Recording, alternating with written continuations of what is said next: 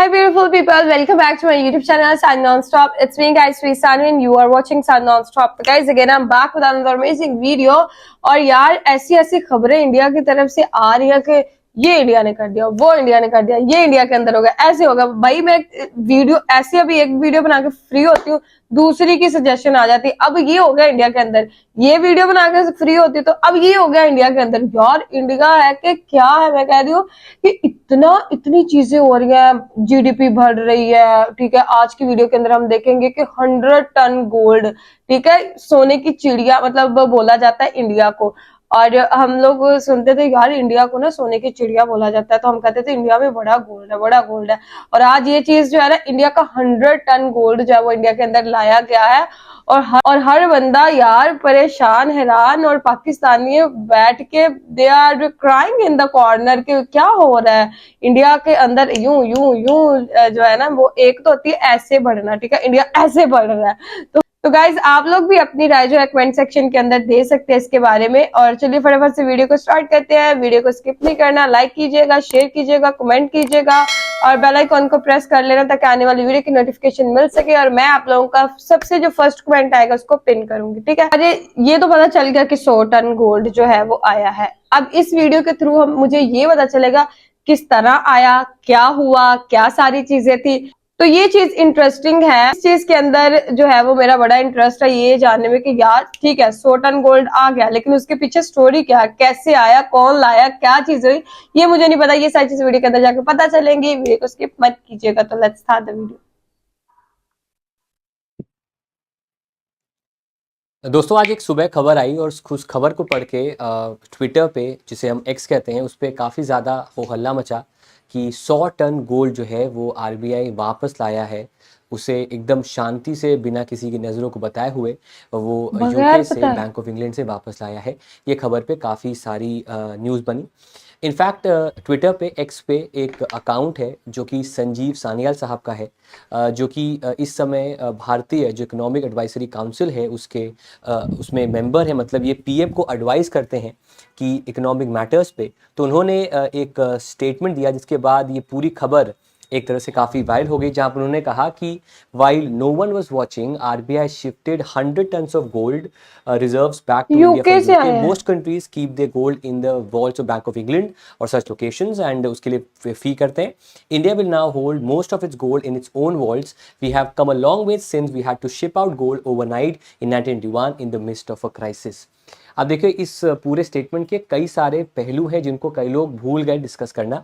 देखिए सबसे पहले कि 1991 ये बहुत ही इंपॉर्टेंट साल है जो हमें सबको नहीं भूलना चाहिए। ये वो साल है जब इंडिया इकोनॉमिक क्राइसिस में था और इंडिया अपने घुटनों पे था। इंडिया के पास पैसे नहीं थे इंपोर्ट करने के, और किसी भी वक्त, किसी भी मौके पर इंडिया बैंकरप्ट हो जाता। कुछ हद तक जो पाकिस्तान में आप देखते हो या श्रीलंका में आप देख चुके, कुछ हद तक वैसी हालत थी कि हम कर्जदार थे आईएमएफ के और बाकी दुनिया के अलग अलग संगठनों के। तो हमारे पास कोई ऑप्शन नहीं था। एक तो हमें अपनी करेंसी को डिवैल्यू करना था, सेकंड हमें गोल्ड रिजर्व्स को ओवरसीज मेंटेन करना पड़ा, बिकॉज वहां पर जो गोल्ड की वैल्यू है उसमें चेंज हमारी करेंसी को चेंज नहीं करेगा, बिकॉज हमने उसको वहां मेंटेन किया है। तो जो वोलेटाइल नेचर है वहां की करेंसी का, गोल्ड का, उसका असर हमारे देश की करेंसी पर नहीं होगा। सिमिलरली हमने काफ़ी टन गोल्ड जो है वो विदेश में रखा, बैंक ऑफ इंग्लैंड में रखा, जिसके लीज पर, जिसके बिहाफ पर हमने फॉरेन करेंसी को इंडिया में प्रोवाइड कराया। हालांकि उसके बाद 1991 के बाद जब क्राइसिस खत्म हुआ, हमने जब इकोनॉमी को ओपन किया, तो हमने काफ़ी जो प्लेज किया था गोल्ड, उसके अगेंस्ट जो भी हमारा लोन था उसको हमने वापस कर दिया। लेकिन वो उस समय था जब हमने काफ़ी ज़्यादा गोल्ड बाहर मेंटेन करना स्टार्ट किया। और ऐसा नहीं है कि पहली बार किया, इससे पहले कई और देश कर चुके थे, और वो इसलिए करते हैं ताकि उनका गोल्ड सुरक्षित रहे। ऐसा कहा जाता है कि बैंक ऑफ इंग्लैंड और जो बैंक फॉर नेशनल सेटलमेंट्स है स्विट्जरलैंड का, वो काफ़ी सेफर ऑप्शंस हैं दुनिया भर में। लेकिन इंडिया ने अब 100 टन उनमें से जो गोल्ड है, अभी भी काफ़ी इंडिया का गोल्ड बाहर मौजूद है, उनमें से 100 टन गोल्ड जो है इंडिया ने, आरबीआई ने वहाँ से वापस मंगा लिया है। तो यूके से अब ये 100 टन गोल्ड जो है वो इंडिया में आएगा, और इंडिया में जो मिंट है, एक नागपुर में है और एक और जगह पर है, वहां पर उस गोल्ड को मेंटेन करने का एक आइडिया हम कह सकते हैं, बिकॉज वहीं पर इन्हें जो है वो मेंटेन किया जाएगा। अब खबर दोस्तों, जैसे मैंने आपको पहले बताया, ये खबर एक पेपर है इंडियन एक्सप्रेस का 1991 जुलाई 1 का, जहां पर आप देख सकते हो कि secret sale of gold by RBI again, जहां पर 21,000 kg of metal airlifted to cold destination, जहां पर एक बहुत ही खुफिया जगह पर भारत का गोल्ड भेजा गया ताकि उस गोल्ड की वैल्यू को हम ना तो रिड्यूस करें और उस गोल्ड के बेस पर फिर हमें लोन और फॉरेन करेंसी मिल सके। तो इंडिया ने 1991 में रातों रात करीब इतना गोल्ड, खासतौर पे 100 टन गोल्ड जो है वो इंडिया ने यूके में आपका दोस्तों भेजा था और अब यही गोल्ड जो है वो इंडिया में वापस आ रहा है। अब जैसा मैंने आपसे कहा है और अगर आप रेगुलरली हमारे चैनल को देखते हैं तो मैंने आपको बताया है कि पिछले 4 महीनों में आरबीआई ने करीब 1.5 गुना ज़्यादा गोल्ड डिपॉजिट्स मेंटेन किए हैं, 1.5 गुना ज़्यादा गोल्ड बाय किया है, परचेज किया है।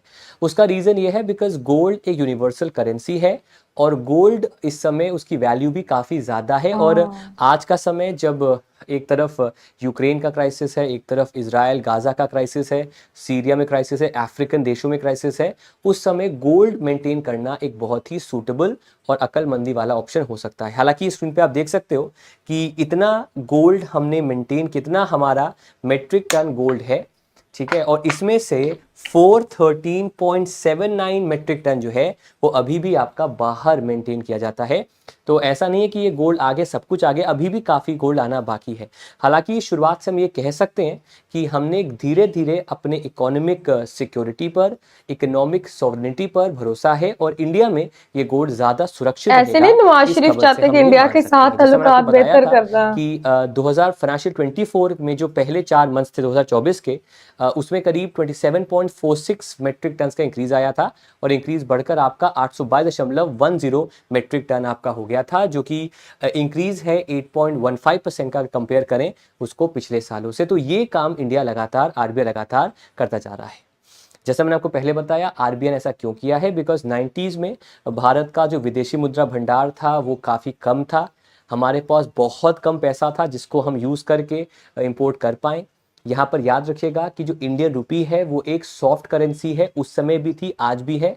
अगर हमें व्यापार करना है, ट्रेड करना है, हम जनरली इंडियन करेंसी में नहीं कर सकते। हालांकि अभी हमने कई तरह के स्पेशल वॉस्त्रो रुपी अकाउंट बनाए हैं जहां पर अगर हमें क्रूड ऑयल परचेस करना है या कुछ केसेस में अगर हमें पल्सेस परचेस करनी है तो हम इस अकाउंट के ज़रिए रुपी में कर सकते हैं, वो तो है। लेकिन आज भी मैक्सिमम जो हमारा ट्रेड है वो डॉलर में होता है या फॉरेन करेंसी में होता है। तो हमारे देश को अभी भी ज़रूरत है एक सस्टेनेबल, स्टेबल और ever growing foreign exchange reserve की। उस समय ऐसा नहीं था और हमारे पास चंद हफ्तों का इंपोर्ट बचा था जिसका हम यूज़ कर सकते थे। उस समय अगस्त में उस समय के आरबीआई गवर्नर ने ऐलान किया कि हम 15% जो रिजर्व है गोल्ड का उसे अब्रॉड मेंटेन करें, ताकि उसका बहुत मिसयूज अच्छा ना हो। डिसीजन उसके उस वक्त बदले इन्होंने लिया। हम इंडिया में लोन और इन्वेस्टमेंट करा सकते हैं। प्रॉब्लम लगातार बढ़ती है। उसके अगले साल मार्च में जो भारत का विदेशी बोझ है या विदेशी कर्जा है, फॉरेन डेट है, वो बढ़ जाता है टू $72 बिलियन और जो भारत का रिजर्व है फॉरेन एक्सचेंज का वो कम होकर हो जाता है $5.8 बिलियन। जो लोग जानकार हैं, जो लोग ज़ॉम्बीज़ हैं मेरे सेशन के, वो जानते होंगे कि अभी हमारा करीब $648 बिलियन के आसपास का रिजर्व है। तो अगर हम इन्फ्लेशन को कंसिडर भी करें फिर भी दोस्तों एक काफ़ी कम रिजर्व हमने उस समय मेंटेन किया था और ये लगातार आपका कम हो रहा था। तो एक डेस्परेट नीड थी कि कैसे हम और फंड्स को इकट्ठा करें ताकि जो हमारा सॉवरेन फंड्स हैं, जो सॉवरेन बॉन्ड्स हैं, जो सॉवरेन सिक्योरिटीज़ है, गवर्नमेंट सिक्योरिटीज़ हैं, वो डिफ़ॉल्ट ना कर जाएं। उनके डिफ़ॉल्ट करने से जो हाल श्रीलंका में आपने देखा वही हाल एक बड़े स्केल पर और इंडिया में भी आपका हो जाता।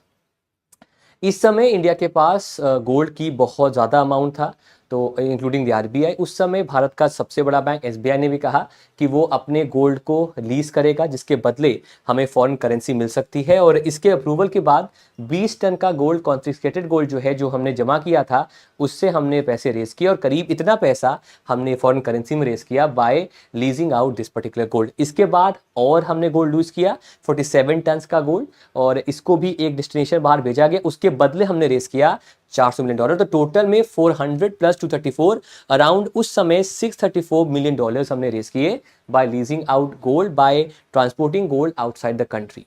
लेकिन जब लिबरलाइजेशन खत्म हुआ उसके बाद इंडिया ने सक्सेसफुली अपना सारा कर्जा वापस किया और जो गोल्ड प्लेज किया था उस पर भी अब कोई प्लेज, उस पर भी कोई कर्जा आपका नहीं रहा। तो यहाँ पर देखिए मैं दो बातें कहूँगा। हम ना हमेशा रिसेंसी बायस पर हम हमेशा रिसेंसी बायस को लेकर परेशान रहते हैं। रिसेंसी बायस क्या होता है? जो हमें अभी दिख रहा है उसको सच मान लेते हैं और पिछला पढ़ते नहीं है।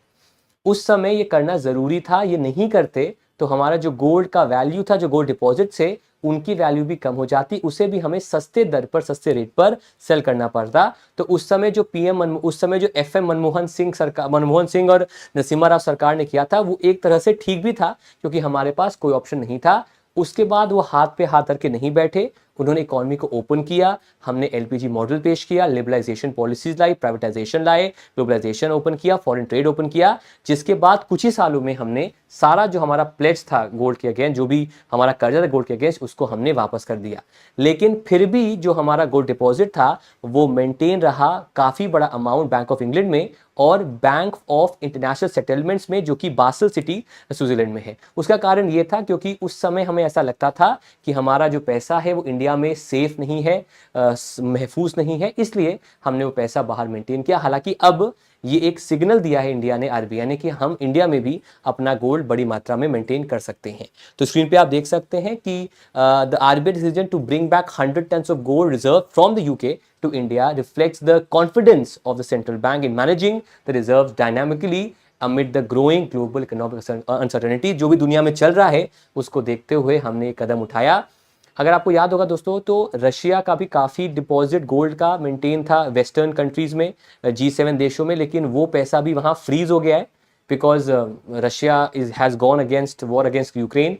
और जो मत था G7 नेशंस का कि ये गलत किया है उन्होंने, तो काफ़ी पैसा हुआ, तो कल को कुछ भी हो सकता है। इसीलिए ग्रेजुअली इंडिया जो है वो काफ़ी सारा पैसा अब वापस मंगा रहा है फ्रॉम दीज कंट्रीज, और ये एक उसका पहला कदम देखा जा रहा है। अब सवाल क्या बनेगा? सवाल पहला बनेगा कि कितना गोल्ड आरबीआई ओवरसीज मेंटेन करता है। तो अगर टोटल गोल्ड फाइनेंशियल ईयर 24 के डेटा की बात करें, इतना गोल्ड है, तो इसमें से 408.31 मेट्रिक टन जो है वो डोमेस्टिकली है, बाकी सारा पैसा आपका इंडिया के बाहर है। इतना पैसा सेफ कस्टडी में है with the bank of England and with the bank for international settlements in Switzerland. और जबकि इतना पैसा हमने गोल्ड डिपॉजिट्स में मेंटेन किया है, तो अभी भी काफ़ी पैसा इंडिया ने बाहर मेंटेन किया है। अब ये जो पैसा इंडिया आया है, ये जो डिपॉजिट, माफ करिए, जो गोल्ड इंडिया आया है, इससे आरबीआई क्या करेगा? इससे आरबीआई गोल्ड के प्राइस को मैनेज कर सकता है। अगर आपने नहीं नोटिस किया है तो अपने घर के बगल में जो दुकान है वहाँ चले जाइए, ज्वेलरी की, सुनार की या फिर ज्वेलरी शॉप होती है, और वहाँ पर पूछिए कितना गोल्ड का रेट है, काफ़ी ज़्यादा बड़ा है, तो उसे मेंटेन कर सकता है। सिमिलरली कुछ इंस्ट्रूमेंट जैसे कि गोल्ड एक्सचेंज ट्रेडेड फंड, जहाँ पर गोल्ड के बेस पर हम इन्वेस्टिंग कर सकते हैं, म्यूचुअल फंड्स की तरह उसको लॉन्च कर सकते हैं, वैसा कोई काम भी हम इंडिया में इसके तरीके से कर सकते हैं। तो ये दोस्तों पूरी कहानी थी, मैंने आपको बता अच्छा यार, बहुत अच्छे से इन्होंने हमें समझाया है। और मैं समझती थी कि पैसे ज्यादा हो ना तो बैंक के अंदर भाई सेव कर दो, जरूरत जब पड़ेगी ना काम आएगा। लेकिन भाई इंडिया की अलग ही स्ट्रेटेजी है। मुझे आज फर्स्ट टाइम ये चीज पता चली कि अपना गोल्ड जो है वो बाहर भेजे, सेव करे और फिर उसको जो है वो लेके आए वापस। भाई रातों रात ये 100 टन गोल्ड जो है बगैर किसी को पता लगे जो है एफबीआर जो है आरबीआई जो है वो रातों रात जो है ना लेके आई है। और फिर आके उन्होंने ट्वीट किया है, एक्स के ऊपर बताया, और फिर यूं खबर जो है ना जंगल की आग की तरह हर जगह भाई फैल गई है। और इतना ज्यादा गोल्ड आ चुका है इंडिया के अंदर अब उनको आईएमएफ, जैसे पाकिस्तान को आईएमएफ से इतना कर्जा जो है वो मांगना पड़ता था, ठीक है, हाथ फैलाने पड़ते थे।